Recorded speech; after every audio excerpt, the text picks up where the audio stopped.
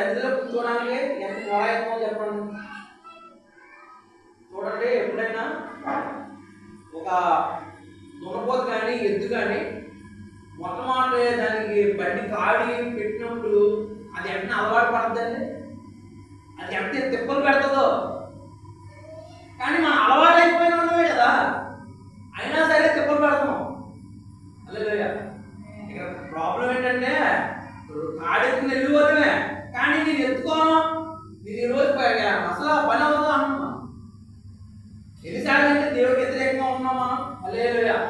ఎన్నిసార్లు దేవుడు ఒక తండ్రిని బిడ్డలు బాధ పెట్టినట్టుగా, తండ్రి నేను రాను ప్రార్థనకే అది ఇది అని ఏదో దేవుడితో మనం ఆయన బతిమాలించుకొని మొత్తానికి ఏదైతేనో లాస్ట్కి ఆయన చెప్పగా చెప్పగా చెప్పగా ఎప్పుడో మాటిని సరిదిలో అవునా కదా.